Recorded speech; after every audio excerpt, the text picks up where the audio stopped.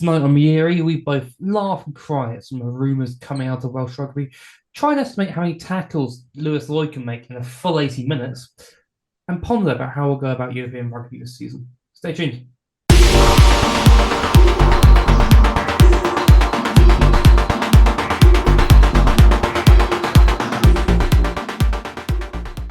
Good evening, ladies and gentlemen.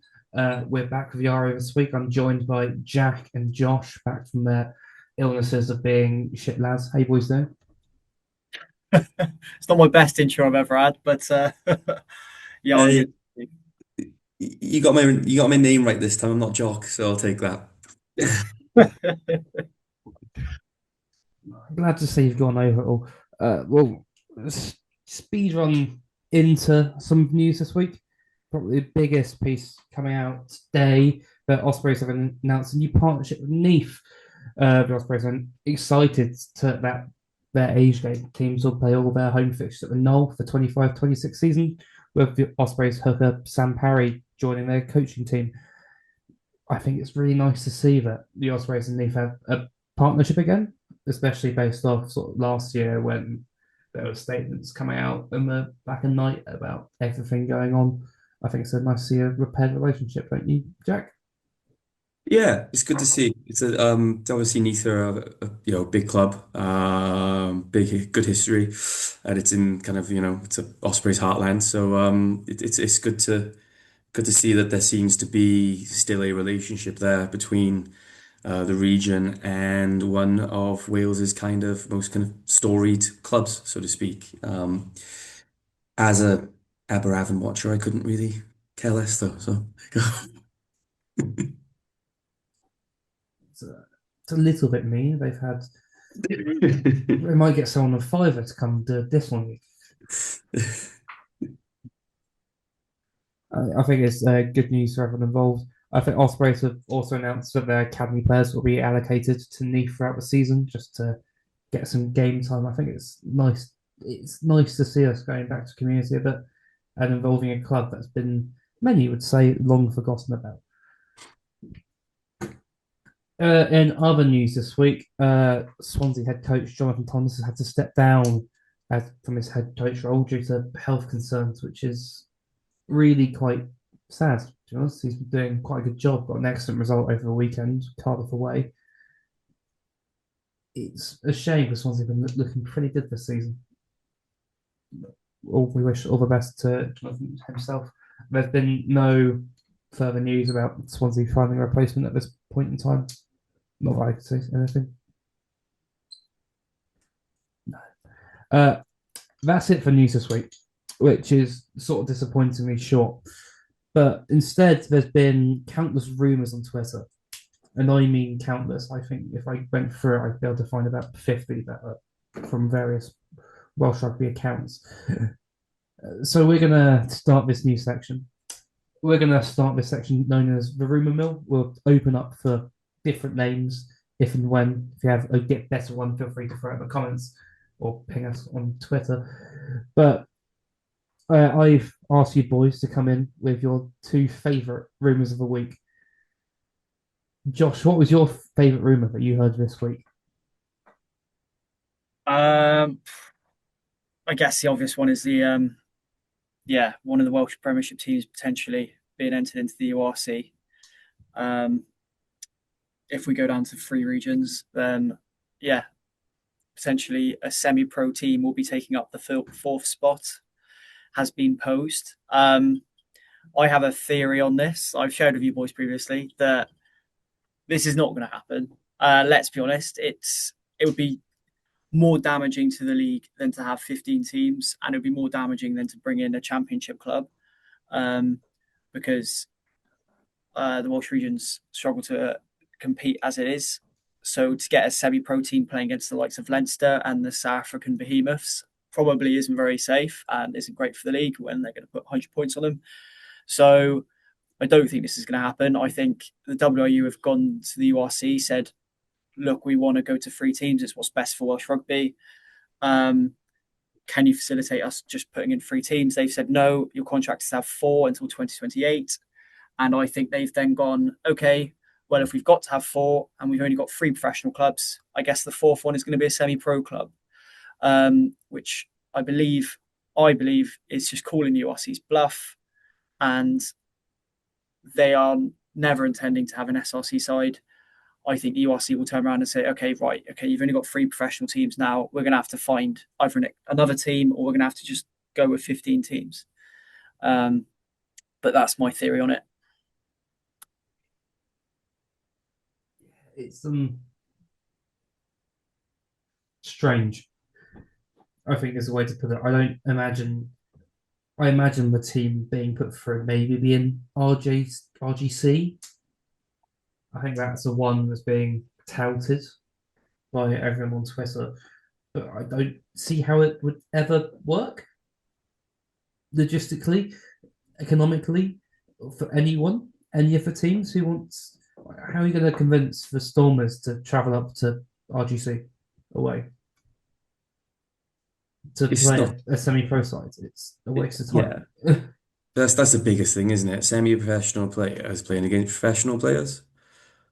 Not only is it something that like isn't particularly going to make for a fantastic spectacle. I mean, obviously, initially, it'll give you those kind of feeling like when half the Cardiff squad just stuck out in South Africa and they played Harlequins and um, Toulon, Lose or to Toulouse lose, was it? full strength to lose. It's a bit of it's fun initially to see all those players get drafted in and get their chance to play, but week in week out having to ply your trade and or do whatever it is you're doing, and then go and have you know Eben Etzebeth stick a thumb in your eye, like it's not exactly something you'd be looking forward to, is it? So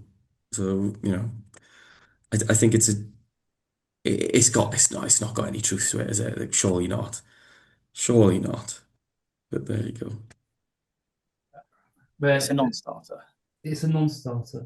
Uh, Obviously, there was rumours coming out over a weekend that the WRU would pay another club basically to be the fourth Welsh team in the URC, whether it be a Worcester, which was branded about a little bit, or in the Ealing, I heard around somewhere.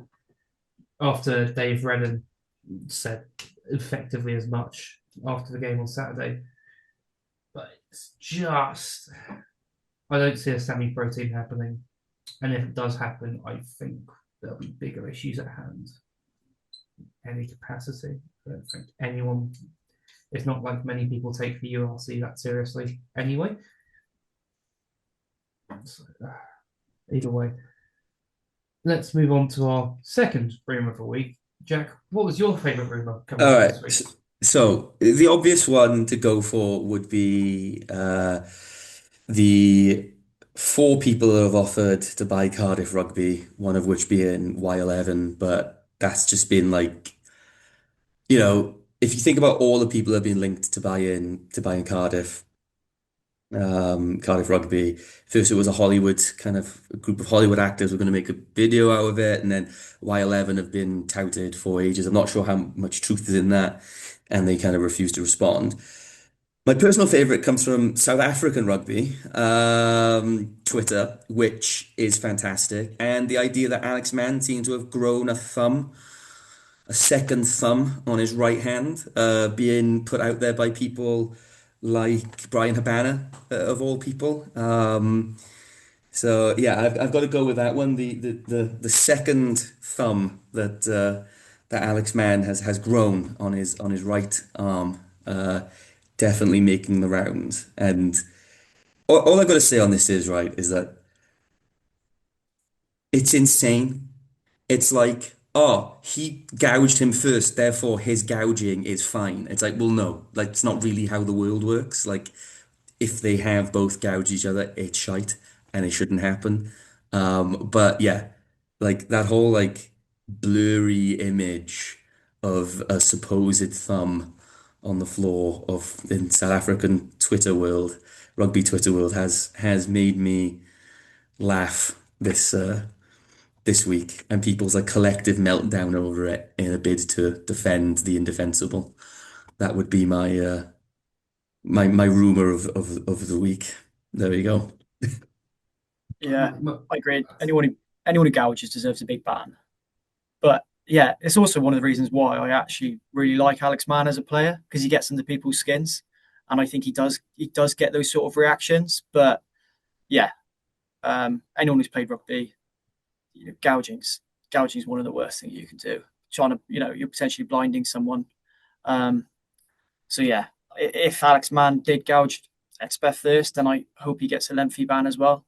But yeah, I hope he gets his just punishment. I think it's worth mentioning that Alex Mann has not been cited at all. I think the only evidence that anyone seemed to show is either an extra thumb as onto his right hand and about 6 pixels in worth of the whole image. Yeah. I think I could count like the pixels themselves to the point where it's like, is this conclusive proof of anything? Where his hand sort of goes here and not much else. It's like, if I speak too much, I think I'll be in big trouble. But it's very South African rugby Twitter. Yeah. It's very South African rugby Twitter. I dare not look at Facebook because I cannot imagine it's any better.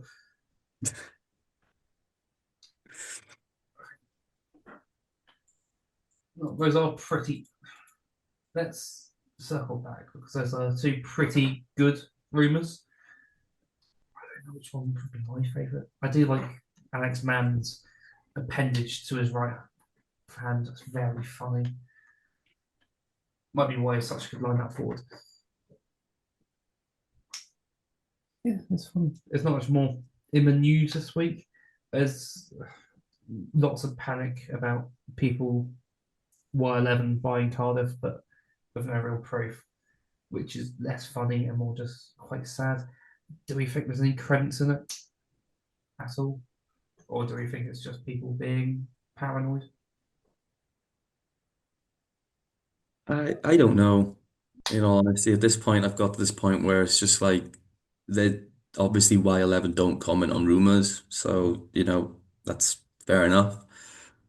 And I don't see why anybody would be buying a, a, one of the regions, even if it is Cardiff Rugby, under the current kind of rules that the WRU seem to be setting out. Like whether 4 people have sounded out the WRU in terms of with an interest to take a look into the viability of buying Cardiff Rugby, that wouldn't surprise me.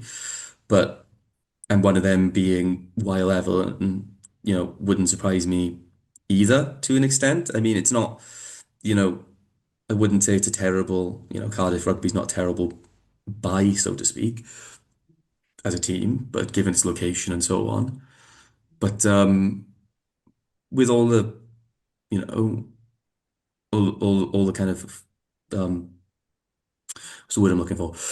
All the rules and kind of things that WRU are coming out with that you have to be the owners of a club and what they want from people. I'd be surprised if anybody is actually willing to make a serious offer at all.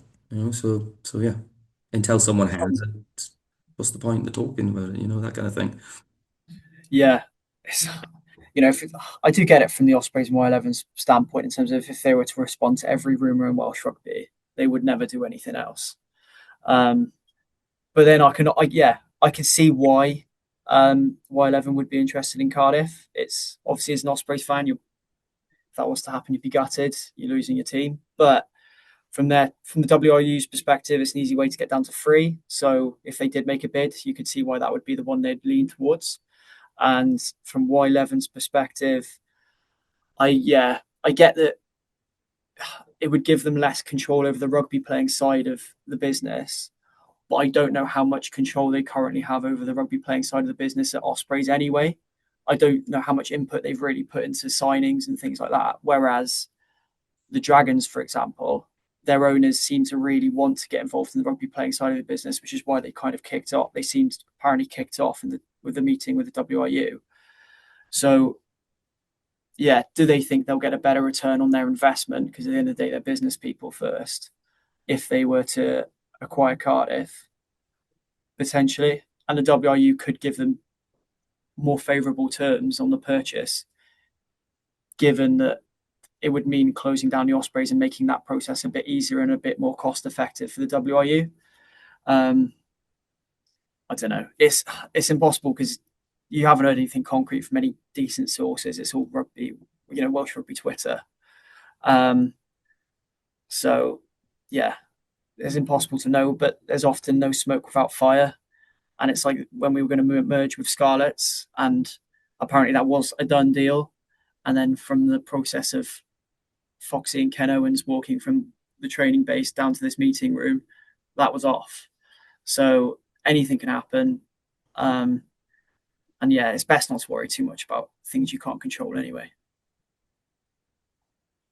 I think it's naturally upsetting. Mind you, I don't know how much control they're going to get if they were to stay on, even at the Ospreys, as the WRU is pushing for more control.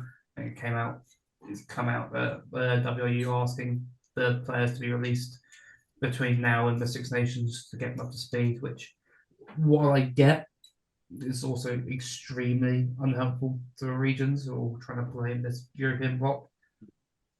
Coming European bloc, and I imagine some of them will try and target it, especially sort of Scarlets given their dodgy start to the season. Doing well in the Champions Cup for them could be a real turnaround. It would be a shame if we had to release our best players effectively to go train with Wales. Yeah, I did see like the other side of that was Tandy coming out and saying that they have already gone back into the region since Wales broke up, and they're going to spend a lot more time in the regions, which I think is brilliant, which is something that I don't think we necessarily had over a previous regime. So if they are looking to work closely with the players and in between, international cycles, then I think that's great. But yeah, I don't know how they're going to organise getting a Welsh squad together based off everyone's different training weeks, because let's say you're running systems, you're running line out scrums, backs moves. You can't afford to be missing your Welsh internationals for doing those things from an Ospreys perspective. Whereas skills sessions and fitness blocks, you could potentially let them go to Wales for a training day. But yeah, we'll see. We'll see what comes out of that. I'm unsure that the clubs would agree to it, but we'll see at this point. I'm not sure about anything that's going on. Something I'm sure about is that the Ospreys played on Saturday afternoon, right after Wales got spanked 73-0. We went away to Edinburgh and managed to get a bonus point away from home. Maybe not a vintage performance, but something to be proud of nonetheless, Jack. And who's your standout from that performance, Jack? It's got to be Lewis Lloyd with 24 tackles completed, played in the back row as a hooker. Thought he, epitomized, a group of players, properly playing for each other and fighting for each other under, conditions that as a team are less than ideal with a lot of your team missing. So yeah, for me it would be Lewis Lloyd. I think that Boshoff back in had a really, really good game as well, really tidy. Max Nagy was really secure under the high ball, which is good to see. But yeah, for me it would be Lewis Lloyd's performance in the back row there. I thought was really, really, really, really good, and the performance was very good as well. To be fair, it's just frustrating, isn't it, that you feel like if a few of the players that were not available to us had been available to us, then there's a chance you could go to Edinburgh and get a result, which would be a big thing. But yeah, all in all, I think there's a lot to be. I wouldn't say happy, but a lot to kind of praise the players for in that defeat. How good is Cockanasinga, by the way? Like, it, great feet, great hands, like everything about it. It just looks like classy. Every time I watch him, I just think he looks like a really, really good player. Changes the point of, contact close to the line and so on, just with little foot movements and footwork. It's yeah, I think he's a brilliant player. I'm hoping somewhere there's a granny's at a Welsh cake or spent the weekend in Neath or something like that. I don't know, but we'll see. Yeah, he's one of those players that I feel like no matter who he plays with as a centre partner, he makes them look good. He brings the best out of the players around him. He's got, as you say, he's got great footwork, really soft hands.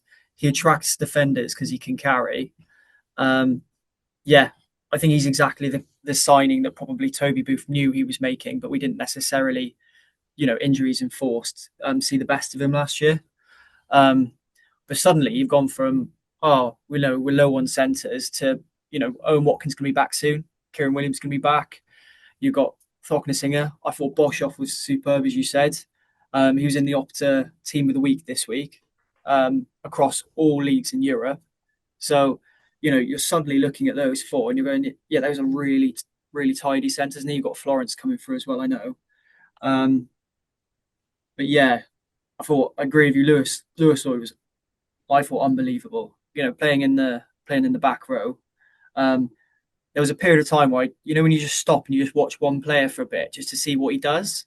And I've done it with a few of the Welsh players, and I was a bit disappointed with what I saw when I watched them for a bit. But Lewis Lloyd was flying off the line, smashing people, getting back in the defensive line, flying back up, making another shot. And the amount of times he was making multiple tackles in phases of play, I thought he filled in really well. And also another one for me is Gwilym Evans, who I think it was his first start. I think he came off the bench in his last game, and it was his first start. 22 tackles, second top tackler, and I thought he really put himself about. And I think he really put in a performance to be proud of. And I think those two kind of epitomise the Ospreys' effort. Let's be honest, we're 2 whips of the post away from beating Edinburgh away, with 23 players missing. So for me, like, out of all our performances this season, that's the one I'm most proud of. Because you go into that game, you're like, we've got a hooker in the back row starting. We're missing 23 odd players. We're down to just 2 second, a couple of second rows. So yeah, I think there's a lot to be really happy about. And also Tommy Botha looked back to his scrummaging best as well, and he was really, really taking Edinburgh on. Yeah, Schumann on toast for the best part of half an hour, and the amount of whinging that Schumann was doing to a referee was fucking hilarious. 100%. And I think that's the Botha we've kind of, we haven't necessarily seen as much of at the beginning of the season. And I was kind of thinking, he's 34 now. Is he maybe not as destructive? Well, that's the Botha we've watched for the past, 8 years that we've had him at the Ospreys. So yeah, I think there's so much to be excited about from that performance. Now we've got all the Welsh boys coming back. We haven't picked up probably as many points in the league as we wanted to, but yeah, I've reasons to be optimistic, I think, going into the next block of fixtures before the Six Nations. I think a couple more stand up. I think the whole team played well. They as a unit. But obviously Ryan Smith made his debut over a weekend. Looked quite good. Looked very classy. Had almost tinge of a breakdown threat as well. 2 turnovers in the open play, something like that. One of which was just like glorious. Yeah. Properly kept our scrubbing line up moving. And Cam Jones, starring a loose head, looked proper player in there. Absolutely massive loose head. And I'm very excited to see where he goes. It's a very good performance. What I do want to discuss is, are we only capable of scoring good tries this season? We started off the game really well, I think, I'd say, and then we kicked the corner on our first sort of stint of possession, and we managed to somehow not score the maul try despite Sam Harry going over the line. At which point you're thinking, this might be one of those days. And then 10 minutes later, we saw a screamer from 80 metres out. I think Luke Davis's looking nice try of Arnie Boshoff offloading out the back of his hand on the floor. Incasente mugging people off. I don't understand. I mean, I'm very happy that this happened, but when we were previewing this was last week, we said this is going to be a turgid affair. How did this happen? How did it turn out to be we're just playing some of the best rugby in Wales? To watch this. the Mark Jones effect, isn't it? Gone from a team that was could only score tries from scrums and mauls and sticking at the jumper to playing expansive running rugby. I think it's good to see this evolution in the attack, and I mean, hopefully when we get the second rows back and so on, then we can also score those tries from the set piece and from the maul. So yeah, I definitely think that over the last like few months, coming up to a year now, isn't it? Mark Jones took charge. You can see this evolution in the backs play and the play that and the way that the Ospreys play in terms of like being slightly more expansive as a team. And it's really entertaining. It's really fun to watch. It's just hopefully we get that kind of bit of grit back as well, and then kind of we've got multiple weapons to score with. We scored a few maul tries, didn't they, at the start of the year as well. So yeah, it's all in all, I think it's really really positive. Um, when you watch us play, I think it's yeah, some really good rugby being played. I'm just going to leave it with what's the worst try we scored this season? Least aesthetically pleasing. I don't think it's any we scored in South Africa because they were all quite good. Yeah. See, I've got a terrible rugby memory for like individual memories. Like it's just for me, like sometimes the Ospreys just feels like one big blur. Um, I have to like try to like cognitively like think of the last game. Oh, what happened? Oh yeah, okay, I, yeah. I like that you've admitted that because I'm sitting here thinking, how can I say like every try we score is beautiful? Don't be ridiculous now.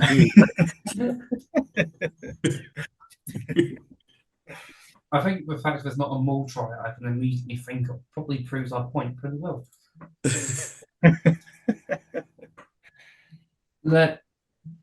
think we're at the point of the pod where if you've enjoyed what you're listening to, you should drop us a like or rate us 5 stars in your podcasting platforms of point of choice.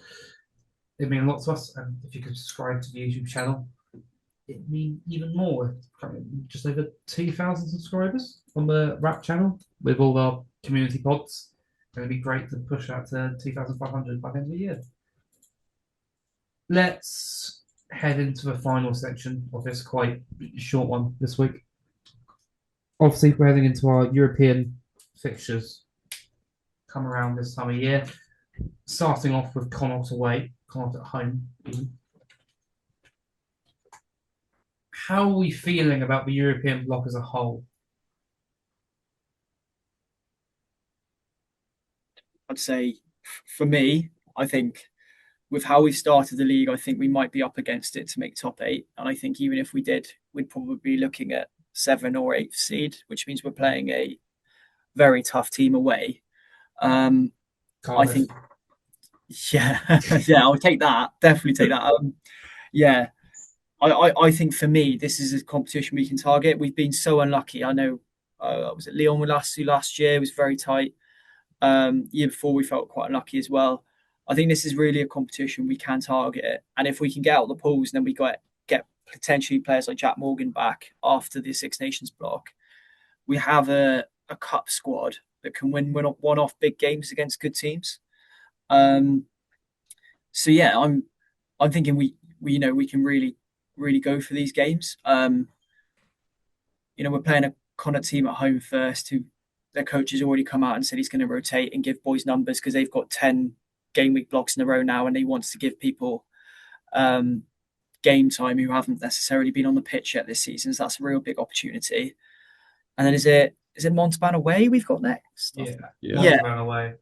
Yeah, so they're fighting relegation at the moment, and they're one place above Perpignan, and they've only had one win. So I can't see them necessarily wanting a big Challenge Cup run either.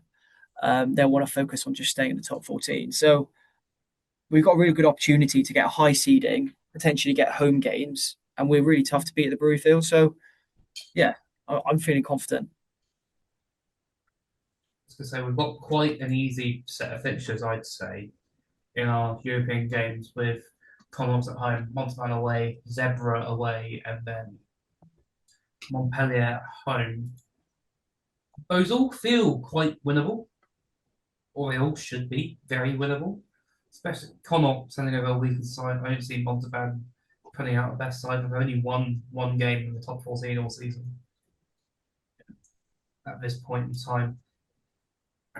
See it, they're not going to have another chance. I just, I think the biggest game for us there where we can slip up is maybe Zebra away. But Yeah. they've been inconsistent. Obviously, Cardiff went over and beaten for the bonus point on the weekend. I don't see why we couldn't do the same, especially of our first choice team. I don't see Zebra doing particularly well in Europe and all.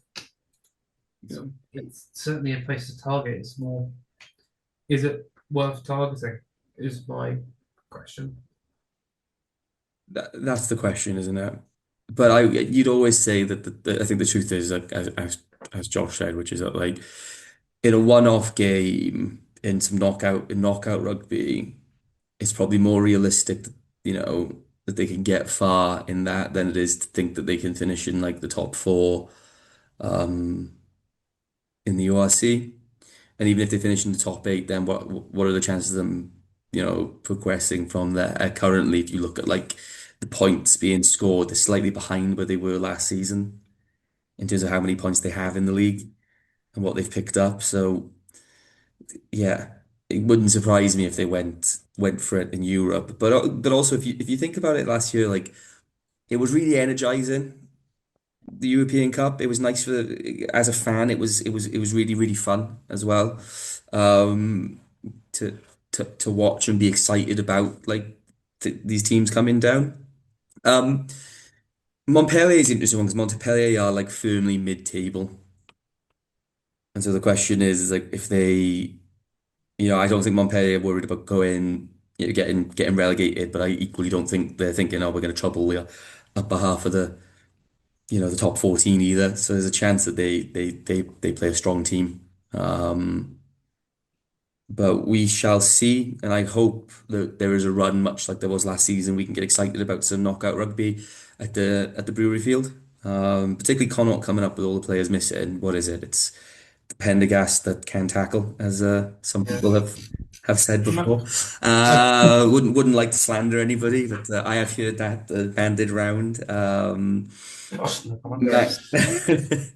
Mac, Mac Hansen's out as well, isn't he? Who's a big player. So, there's no reason why you couldn't give Connacht a good game, and then from there, yeah, Montauban, bottom of the French league. Zebra, I think Zebra have been fairly. I thought Zebra looked really, really, really, really good at the start of the season. I was like, oh, they look like a bit of a team, and now I'm like, oh wait, maybe I was wrong. That's just But the effect of being beaten by Cardiff. yeah, yeah, maybe that's it. Maybe I'm not giving Cardiff enough credit. I'm not giving Cardiff any credit. But yeah, it would be great to see a good cup run and just to go for it, because I think that is something that is exciting and it's fun, and I think there's more of a chance, weirdly, of winning, a European Cup than there is of winning the URC at the end of the day, because eventually you're probably gonna have to play Leinster, and they can just do no arms tackles now, all they like. So there we go. There'll be no winning that. Yeah, it's difficult because I'm just looking at like our next few games, and obviously we got Connacht Sunday, and then a 6-day turnaround to Montauban away, and then obviously we got the Munster game pre Christmas, Scarlet's Boxing Day, Cardiff New Year's Day, and then obviously like the next two European games. You know, how much rotation are you guys expecting over the next 2 days? Do you expect the Welsh boys to play in Europe?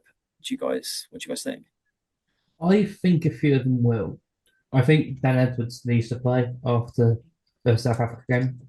Just get it out of his head and move on. Connacht this week, go out. They put a week inside to go put 40 points in them. And that should be his sort of mentality. It's just managing him as a 10. But I imagine some of the bigger boys, sort of like Gartom, will get a week off. I think Derry's on holiday, a well deserved one at that. so I don't think he'll be particularly involved in the next 2 weeks. It's not like we're looking bad at hooker at the moment. So Sam Parry's back. Evan Daniel looks pretty good off the bench. Lewis Lloyd is obviously in amazing form. So it's more how do we manage the big players who didn't get much game time coming back in? Yeah, James Ratty's, Eyrie Davis's, who've sort of Yeah. been holding tackle bags for the last 4 weeks. Played South Africa, got battered, now have to come back and play URC. Yeah. I think they'll probably go back in, don't they? I think particularly in the second row, don't you know? Um, I think the second rows come back in. Deevesy probably comes back in as well, I'd say. Yeah. Um, Nines, would you put Hardy and Ruben back in, or would you leave them? I'd give Ruben some game time. I'd let Hardy have a breather. yeah, Just he wasn't fully fit for going out of Wales, so giving him some time off, and then I sort of want to keep some players safe for the 6 day turnaround. Yeah. Away to Montalban, I don't think we want to go out to Montalban on a 6 day turnaround with all our players looking gassed already.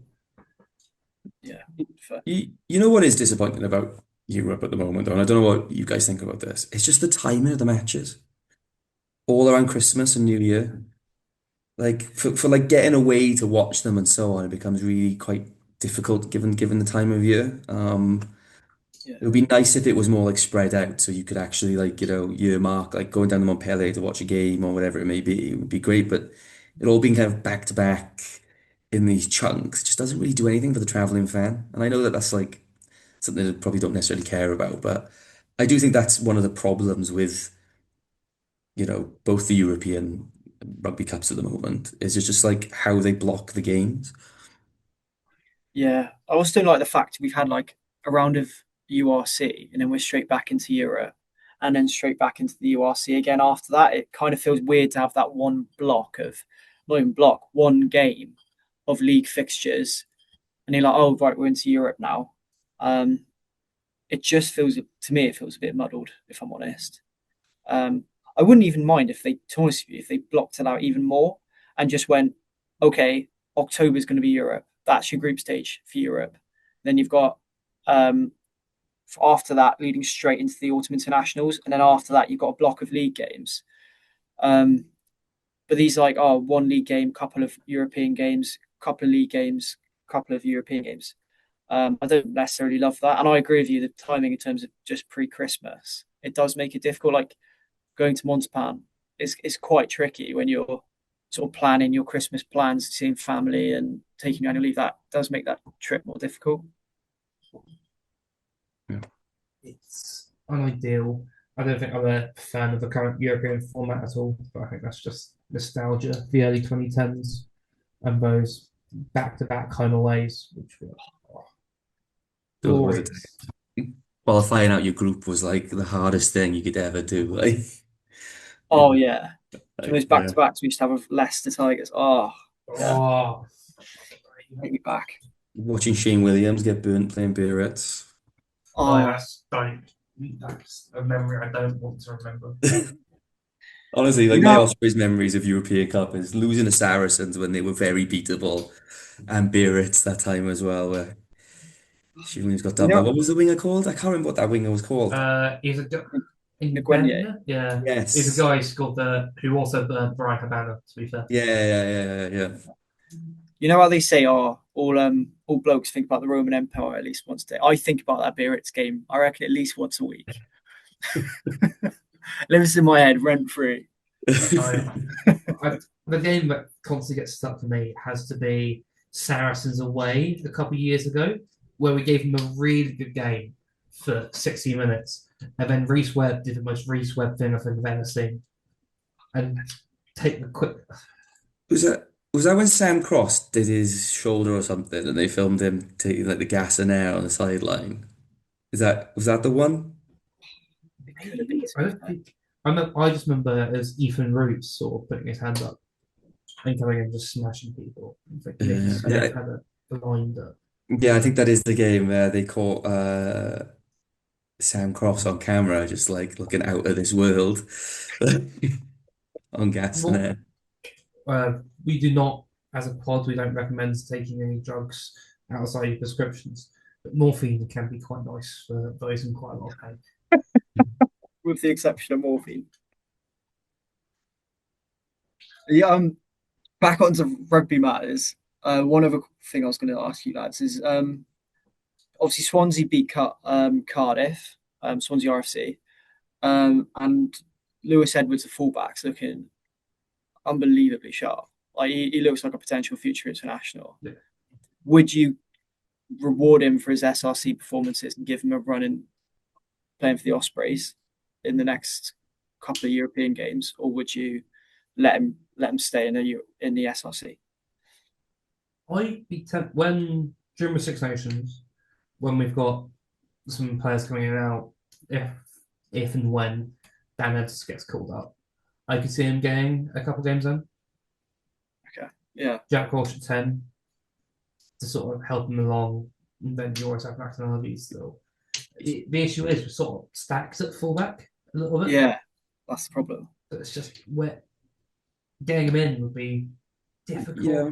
Like it was great. He looked great over the weekend. If you haven't watched the game, I think it's up on S4C's YouTube channel still. He's a big boy, and there's not many of them floating around Welsh rugby, and he's a big back. Yeah, He looks big he looks big as the Ospreys website says he's about 100 kilos and he's 6'4". Like, I think starting to bring him into the fold and give him experience, why not? He's only what 19 as well. Yeah, yeah, that's the thing though. He is quite young, but at the end of the day, like George North was young when he came in. I'm not saying they're the same player, but like it's one of those where at the moment there's a lot of kind of talk of, oh well, this player's young, that player's young, they're not looking big enough, whatever it may be, because of the way that Wales have brought players in, because of the way the squads are, the URC squads are as well. Because I think everyone can agree that there are players getting experience and being thrown in the deep end that might not necessarily have been having these experiences yet if the squads were, deeper and so on. But that doesn't mean that some players aren't good enough. And if you are playing and tearing up that level of rugby, then you are earning the right to put your hand up and have a go. At least being on the bench and getting some minutes here and there just to see how he goes, because he is a big boy and he is looking really, really sharp.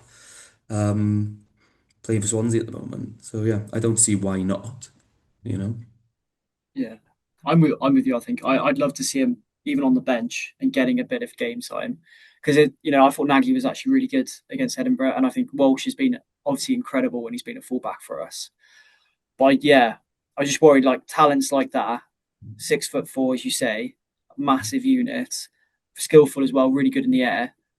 I just I want to see players like that developed. He has a high ceiling, and yeah, it's the Toby Booth thing where it's little tasters of professional rugby, not just throwing them in, willy nilly. But yeah, I'd like to see him personally on the bench in the European games, and also I think it sets a good precedent because the SRC is meant to be a development league, and if boys get put in the SRC and they're like, oh well, no one's even really watching, really, none of the management. Even if I have a great game, I'm not going to get a game for the Ospreys. Whereas I think if you reward someone for playing well in the SRC, players will turn around and go, okay, if I play well for my club, then I might get an opportunity. So yeah, I'd like to see him. Yeah, I'd like to see him being given a bit of game time. Did Leggett Jones get on for the Scarlets on the weekend? Yeah, there's only I'm pretty. I did watch that game I expecting it to be a great hate watch, and it turned out to be an awful hate watch. I mean, there you go, isn't it? What is he, 17? And he's been playing really, really good rugby for a while now. And 18, he got on for I think literally a minute and kicked. oh, okay, all right, okay. Kicked one ball to touch with a penalty, and then immediately after, I sort of scuffed the line out. He just kicked out as a touch. It's like, yeah, fair enough. But yeah. To be fair, he's going to be a great understudy for Dan Edwards for the next 10 years. It's going to be lovely to see him come off the bench. Yeah. Yeah. I'm not going to make comment. I speak from a big, big trouble. Again. At this point, I should just retire from podcasting. There's no point. Let's round out the pod then with some score predictions. Connacht at home. Something funny. Score. Josh, do you want to start us off? Okay. I'll come back to something funny. In terms of the score, I think Ospreys by 20. I think we're gonna put on a bit of a show at the Bury Field, and I think a few of our Welsh boys will come back in. I think Cornet will rotate, and I think we'll get a handy win against them. Yeah, something funny. I mean, if Nick's at the game, I feel like a ball will head in his direction. I don't know if Nick is at this game, to be fair, but if he is, I hope he, I hope he catches one of Dan Edwards' kicks. But I hope he's holding a beer and it goes everywhere. So there we go. I thought that would be quite funny. Jack?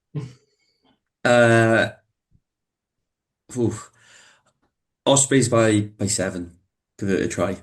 I reckon. I don't share Josh's optimism. But I think Ospreys by 7. They should have enough to win that game. At the Brewery Field as well. Yeah, so I'm going to go with the Ospreys by 7. I swear that whenever we do these predictions, if we tot them up at the end of the season, the Ospreys would win like Europe and the URC. I don't want to say we're one-eyed or anything, but Very true. Positives return. Come on. Something funny. I'm going to say that something funny is going to happen is they're going to win by 20 points now, and Josh is going to be at me all weekend in the group chat. Like, I told you so. You've got no faith. Fair enough. I'm surprised Nick hasn't been on us particularly. He said Edinburgh by 2 last week. Yeah, he was too busy out there on the Raz, wasn't he? He was up in Edinburgh, wasn't he? Yeah. For a retired man, he's clearly doesn't have a lot of time to give a shit. Watch Wales in the pub, and then down to the stadium, watch Ospreys. There's some life, isn't there? There's some life. I don't know. Watching Wales in the pub was not a particularly pleasant experience. No. I'm not gonna lie, for a retired life, honestly, I'd absolutely love to see what Nick's doing in terms of like traveling to all these games and just follow Ospreys home and away. Yeah, it'd be awesome. I think it's so good. Yeah. And there you are saying Yobi spills his beer all over himself. You should be ashamed of yourself, Josh. God. A retired man. I'll get him another one when I go to the Munster game. Yeah, I'm looking forward to that actually. Can't wait now. No. I took my train tickets last night. I'm very excited. I think I'll end up then with a final prediction. I think Ospreys by 15. I think we'll just have too much coming back in and just a Brewery Field effect. We've not lost a European game there. I think it's 1 from 1, but still, it's nice to be back. And then something funny. I just see like someone on comms having a nightmare. Just utter meltdown, trying to figure out who's playing. Because obviously it's Challenge Cup, so it's not game. But best, I don't know if it's on Premier Sport. It might be pay-per-view. But I expect the feed to go down for about 10 minutes, either way. And during that time, Connacht will score 2 tries or something. Just for Sod's sake. It'd be very funny to then shout at Premier Sport. I think that's all there is for this week, gents. There's nothing big I'm missing. There were some community results this week. We'll pile them in back tomorrow or next week when rugby starts up again properly.